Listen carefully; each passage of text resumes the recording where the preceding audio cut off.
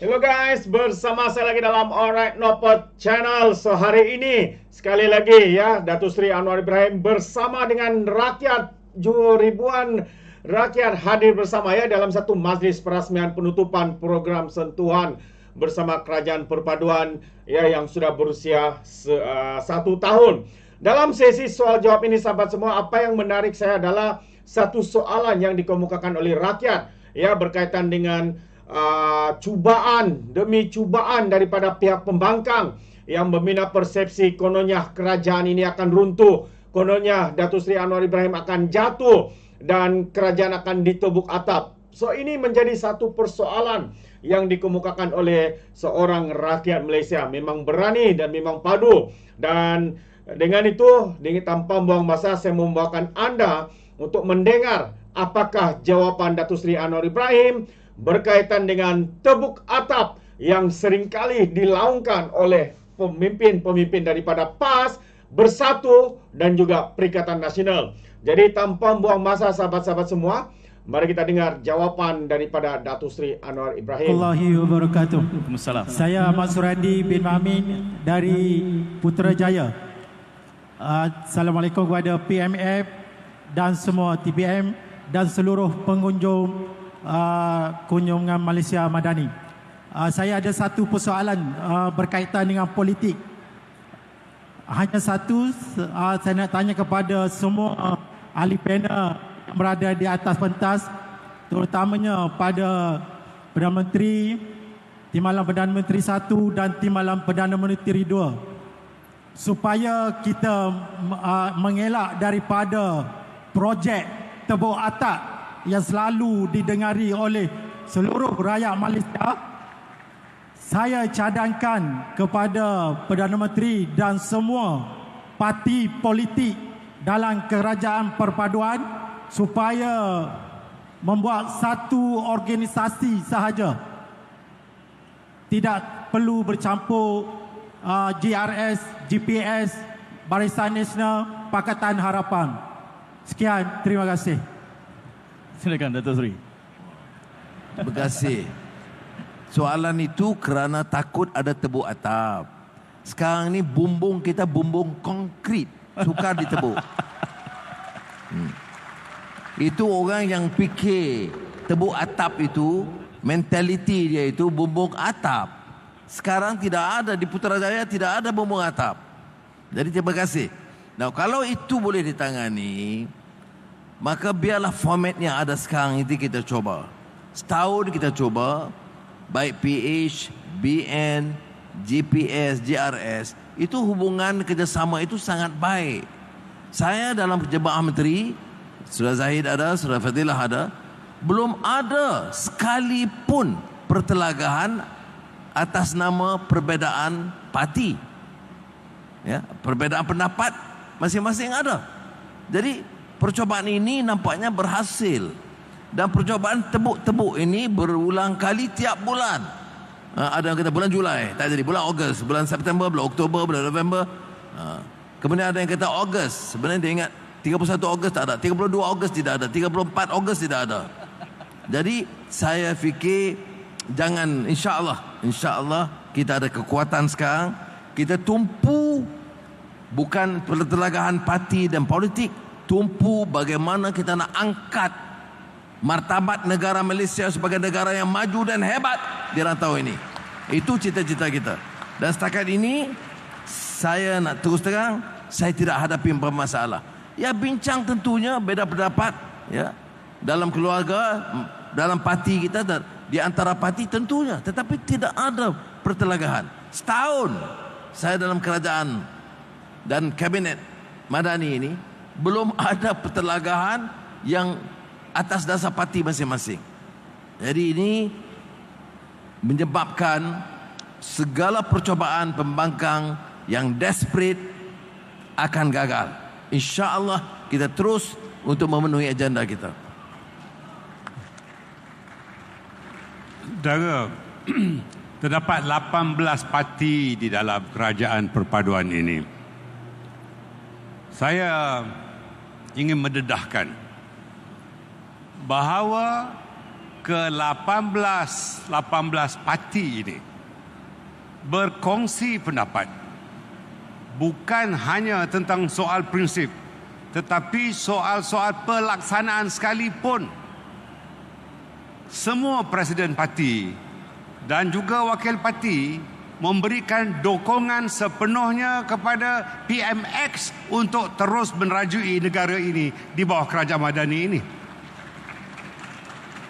Malah dalam setiap mesyuarat, Sekretariat telah memberikan laporan bahawa jika pun terdapat perbezaan pandangan di akar umbi, maka ianya bukan merupakan pendapat atau pendirian parti, tetapi pendirian individu. Dalam perkara inilah kebijaksanaan yang amat berhormat Datuk Seri Anwar Ibrahim di dalam menyantuni perbezaan pendapat ini, prinsipnya tetap mahu kerajaan yang ada ini adalah kerajaan yang kukuh demi rakyat keseluruhannya.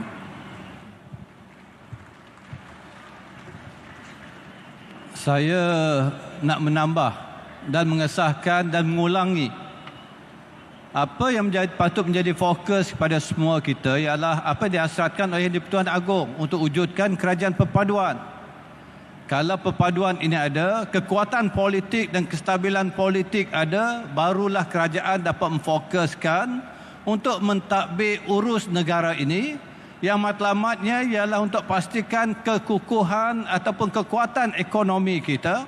Dengan kekuatan ekonomi itu kita akan dapat membantu rakyat. Sebab itulah kami, GPS, JRS, malahan keseluruhan komponen parti dalam kerajaan perpaduan. Hari ini saya nak mengingatkan lagi bahawa kita bersama dalam kerajaan perpaduan berasaskan Malaysia Madani ini untuk pastikan bahawa negara kita akan terus bergerak maju. Kita akan fokus untuk mentadbir kerajaan dan negara kita dengan baik dan memfokuskan pemulihan ekonomi supaya kita akan dapat membantu rakyat, kesejahteraan rakyat, kemakmuran negara kita akan dapat digerakkan dengan perjuangan ini. 1 tahun dah kita capai. InsyaAllah dalam 4 tahun kita akan menjadi sebuah negara yang lebih makmur, kesejahteraan rakyat akan terpelihara. InsyaAllah berilah keyakinan dan sokongan pada kita. InsyaAllah kita akan bekerja lebih keras untuk itu. InsyaAllah. Sekali lagi saya tak pasti kalau ada detiknya sebelum ini Datuk Seri, soalan tebuk atap ini dijawab oleh PM, TPM1 dan TPM2 dalam satu pentas yang sama. Saya tak pasti kalau ada. Mungkin ini kali pertama dijawab serentak oleh ketiga-tiga pimpinan tertinggi negara. Kita teruskan, lama mengangkat tangan. Silakan. Ringkas dan padat. Berkenalan sikit. Halo. Thank you. Dato', dah tunggu dah lama dah. Tak, saya tunjuk di sini dulu tuan. Dah tunggu lama. Sana juga tunggu. Boleh saya benarkan sini dulu. Selepas ini saya berikan pada tuan. Silakan, ringkas dan padat. Kita masih ada 15 minit. InsyaAllah ada kesempatan. Silakan. Assalamualaikum dan selamat petang Datuk Seri. Terima kasih saya ucapkan kepada Malaysia Madani. Boleh cakap rapat ke mikrofon. Silakan. Ya, ringkas dan padat. Okey, saya adalah Danizam Ismail daripada Banting, Kuala Langat. Saya sebagai seorang nelayan dan ingin meminta perhatian daripada Perdana Menteri, dan alhamdulillah hari ini saya dapat bercakap open. Ya, soalannya silakan. Kita ada masa yang terbatas. Saya minta tolong pada Perdana Menteri, maknanya pantaulah kami daripada nelayan daripada Port Kelang hingga ke Batu Laut, dan kami banyak masalah di lautan ni Datuk Seri. Pertamanya tentang labuan kapal sedut pasir, dan yang terbaru ni penambakan Pantai Murid. Ya. Jadi apa pun saya rasa macam yang terbaru ni penambakan Pantai Murid, tapi tentang maklumat tentang nelayan ni tak ada langsung. Nelayan pantai, nelayan tepi, yang cek makan di pinggiran tu dah tak boleh, saya rasa yang akan datang. Jadi saya minta Perdana Menteri kami yang kami sayangi, tolonglah kami sebagai nelayan. Baik, terima kasih. Silakan Datuk Seri. Kalau ikut pengalaman saya di Port Dickson, saya masih ingat lagi bila nak dibuat hotel besar 5 bintang dan mengesankan kampung nelayan. Maka kita buat rundingan. Ya. Pertama, syarikat itu pulih semua rumah kampung nelayan. Kedua, bayar yuran persekolahan dan uniform anak-anak dari darjah 1 sehingga tingkat 5. Ketiga, ada 5 juta ringgit untuk menampung keperluan mereka. Keempat, jeti yang agak jauh supaya dapat sampan berlabuh di situ. Itu umpama contoh boleh buat. Dan saya percaya dengan kehebatan Saudara Mat Sabu, dia akan sampai di situ sebelum akhir bulan. Boleh, Mat? Sebelum akhir bulan dia akan sampai di situ. Kalau tak sampai, tulis surat kat saya. Dia ada janji, okey, insyaAllah. Nah, terima kasih. Baik, terima kasih. Silakan Tuan, tolong ringkas dan padat, berkenalan sikit. Terima kasih kerana bersabar. Silakan. Halo, terima kasih. Akhirnya dapat peluang. Biar lambat asalkan dapat cakap. Ya, yang silakan. amat berhormat Menteri yang disayangi dan serta barisan-barisan kabinet pada hadirin yang dihormati sekalian. Salam sejahtera dan salam madani. Saya rakyat Malaysia merasa bangga di atas kejayaan dan pencapaian oleh Yang Amat Berhormat Perdana Menteri Malaysia yang telah menerajui pentadbiran kerajaan madani dalam tempoh 1 tahun ini. Saya ingin membuat satu cadangan membina, bukan soalan. Baik. Jika diamalkan, ia boleh munafat kepada seluruh rakyat Malaysia. Silakan. Memandangkan memang walaupun kerajaan memandangi telah meneraju dengan baik, tetapi masih ada ruang untuk membaiki. Baik, cadangan. There's room for improvement. Silakan, cadangannya. Terus. Cadangannya ialah Ya. setiap agensi-agensi kerajaan dan kementerian harus conduct town hall session bagi membolehkan ketua-ketua masyarakat di peringkat akar umbi meluahkan isu-isu berkaitan di kawasan masing-masing. Memang ada wakil rakyat, tapi dia orang menumpukan perhatian di isu-isu yang makro. Tapi mikro, kita di kawasan masing-masing, jika dapat ruang, kita boleh meluahkan perasaan bagi pihak kita sebagai jejantas. Saya selaku ketua masyarakat selama 40 tahun hingga kini. Baik. Saya asal daripada Sentul. I say this in good faith. If you can implement this, it will be good benefit for the rakyat Baik. of Malaysia. Cadangan. Thank you very Terima much for kasih. giving me this opportunity. And I hope Mr. will implement this. Baik. Thank you. Terima kasih. Good suggestion. Although you, I think as a policy, it is good. I personally have gone through most universities for a dialogue to listen to them, other than giving the views of the government. And I think many ministers have also conducted. But what you are suggesting is, of course, to increase that, to ensure that agencies and departments also conduct some similar sort of a dialogue, which is being done, but I support your idea. We can probably enhance, although I don't encourage them to do that all the time, because then they wouldn't be able to work except to listen to grievances. But the point is taken. Yes, I think as a policy from next year, we will make sure that there's a time frame where ministers, deputy ministers, heads of departments, agencies go down. In fact, there is a scheme now. I'm asking head of agencies, secretary generals to adopt a particular village or particular locality, listen to them and help. You may be a KSU or MITI, but you go to a village, the problem is different. It's about drain, about some flooding, whatever. I think it's a good suggestion. Let us try and implement it next year. Thank you. Saya ingin lihat di tengah-tengah ada yang mengangkat tangan. Silakan. Ringkas dan padat. Terus kepada soalannya. Siapa? Yes. Halo. Okey. Ya, silakan. Assalamualaikum warahmatullahi wabarakatuh. Salam Malaysia Salam. Madani. Saya Amirul Syafiq, tapi sebelum tu saya nak bagi tahu saya orang Perak, orang Selekor tapi pakai baju batik Sarawak. Malaysia Madani. Silakan. Okey. Terus Baik, soalan. Datuk Seri, saya nak dapatkan pandangan daripada Datuk Seri. Dari segi apakah Datuk Seri punya pandangan, vision untuk kita nak bangunkan generasi muda ni berdasarkan nilai yang ada pada Malaysia Madani. Apakah dari segi cara orang belia ni nak bantu kerajaan ni nak membela nasib rakyat. Dan satu lagi Datuk Seri, last 3 soalan saya nak bagi, bukan soalan, cadangan saya nak bagi. Yang pertama, kalau boleh saya nak harapkan Datuk Seri pemudahkanlah untuk orang muda dapatkan rumah pertama terutama di ibu kota ni. Okey. Sebab apa Datuk Seri?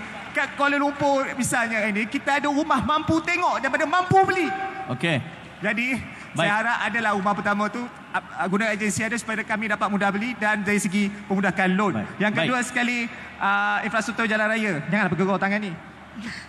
Okey, dari segi infrastruktur jalan raya, kita lihat hari ini ada masalah. Kalau dekat sekolah, Cadangannya? Okey, dari segi sekolah dah dapat infrastruktur tandas yang baik. Baik. Kami pun nak, kalau boleh, orang kawan-kawan kami yang ulang-alik bekerja daripada Kelang ke KL, terutama di Lebuh Raya Persekutuan, di laluan terowong itu, Okey. dapatkan jalan raya yang cantik, tak mahu tampal lampu lilap-lilap. Dekat laluan Baik. tu tanah air bertakung. Okey. Right, yang seterusnya. Saya hadkan di situ. Saya beri ruang pada yang lain. Boleh Okey, ya? tak apalah, masih. Saya juga rider. I feel you, bro. Yes, thank you. Datuk Seri, anak muda selekoh nak beli rumah di tengah-tengah Kuala Lumpur. Seekor Batu 20 kan? Ya, Batu 20. Dekat ke Selekor. Ini memang Jawa tutur dia. Baik. Dia ada beberapa soalan terkait sebagian ternilai beliau ni Dr. Sri Fadilah akan jawab. Soal perumahan memang diberi keutamaan. Menteri KPKT ada. Kita tengok ada lonjakan perumahan. Satu kategori untuk betul-betul yang miskin. Saya ingat Dewan Bandar Raya kita ada rencana itu juga yang mula dibangunkan, yang kita panggil perumahan madani. Itu untuk bukan mampu milik. Mampu milik ini tentu harganya agak lebih tinggi karena dia terikat juga dengan tanah, harga tanah. Tapi saya ingat biarlah saudara pergi pantau di pameran KPKT dan lihat progresnya dan beri cadangan di situ biar saudara Ngakomeng jawab secara langsung tentang cadangan yang dikemukakan untuk menambah jumlah perumahan rakyat yang dimaksudkan. Ya, tentang beliau biar Dr. Sri Fadilah jawab sebab dia lebih muda daripada saya. Sila. Berhubung kait dengan perancangan untuk orang-orang muda. Kalau dalam konteks madani, salah satu ialah keterangkuman, kedua ialah kemampanan. Dan sebab itulah untuk kita pastikan orang-orang muda ini, kita kena engage lebih banyak dengan orang muda. So dengan itu, saya kira apa yang patut kita lakukan, kalau kita melihat dalam keadaan negara kita, peluang sebenarnya begitu banyak. Dan orang muda lah sebenarnya mempunyai peluang begitu banyak untuk kita bangunkan negara kita ini. Hanya dengan kita mengetahui apakah peluang yang ada, apakah ilmu dan kemahiran yang perlu ada pada kita, untuk kita sama-sama merebut peluang dan membangunkan negara kita. Jadi saya nak cadangkan tadi, orang yang pakai baju batik tadi, batik Sarawak, saya ucap terima kasih promosikan batik Sarawak. Nanti berjumpa, lepas ini kita boleh berjumpa. Saya kira banyak yang boleh kita bincangkan dengan Menteri Belia dan Sukan ada, Menteri Ekonomi kita yang begitu progresif ini ada, untuk bagaimana orang muda boleh terlibat bersama dalam membangunkan negara kita. Dalam semua sektor sebenarnya, bukan saja dalam bidang ekonomi.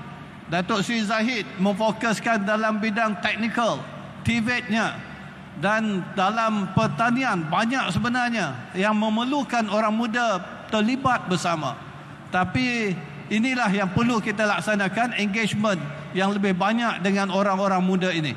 Dan sebab itu mungkin apa yang saya cadangkan Yang Amat Berhormat PM ialah bersama di bawah Menteri Belia dan Sukan untuk kita adakan satu program khusus supaya kita mengadakan dialog bersama dengan orang-orang muda. Apakah peranan orang muda dan bagaimana orang muda boleh sama-sama membangunkan negara kita di bawah konsep madani ini. Boleh? Orang muda boleh tak? Okey, terima kasih. Terima kasih. Yang Amat Berhormat. Ya, sila Datuk Seri. Saya atas arahan PM saya ingin menambah. Daripada Selekoh Perak tadi, jangan malu sebut Selekoh tu di kawasan Parlimen Bagan Datuk. Saya ingin memaklumkan bahawa rumah pertama, kerajaan memberikan beberapa galakan di dalam pemilikan rumah pertama. di mana kita dapati bahawa Syarikat Perumahan Negara Berhad mempunyai skema yang begitu. Jabatan Perumahan Negara juga mempunyai skema yang begitu. Kerajaan tempatan seperti Dewan Bandaraya juga mempunyai kemudahan yang begitu. Tetapi sebelum itu, untuk keluarga muda, terdapat skema rumah transit untuk mereka yang baru berkahwin. Jadi di dalam keadaan itu, saya pernah menyarankan agar wang bayaran sewaan itu dijadikan sebagai deposit kepada pembelian rumah pertama ini. Dan kerajaan memberikan diskaun yang sepatutnya dengan kerjasama pemaju-pemaju perumahan. Saya yakin di bawah pentadbiran yang amat berhormat PMX ini, skema ini mulai tahun hadapan akan lebih diperluaskan, terutamanya di Kuala Lumpur dan bandar-bandar besar di seluruh negara, insya-Allah. Kita berikan penghargaan sekali lagi kepada PMX. Terbaik, Soalan sahabat berkait anak semua. muda. Itu dia ya, jawapan-jawapan yang begitu padu, meyakinkan daripada pemimpin-pemimpin kita, ya, khususnya Datuk Seri Anwar Ibrahim. Jadi kita boleh lihat soalan yang pertama tadi berkaitan dengan cubaan tebuk atap yang seringkali dimainkan, dilaungkan, dijanjikan oleh pihak pembangkang. Pas, katanya kerajaan akan berganti kalau mereka menang pada kemaman PRK kemaman baru-baru ini. Apa yang berlaku sehingga ke hari ini, sahabat semua? Ya, tidak ada apa-apa yang berlaku. Kerana apa? Mustahil. Kerana Datuk Seri mengatakan bumbung kerajaan hari ini adalah konkret, ya, bukan senang untuk ditebuk, ya, bukan mudah untuk diruntuhkan. Tapi ya, itu adalah janji-janji palsu daripada pembangkang untuk memberikan harapan untuk menang supaya disokong, diundi dan sebagainya.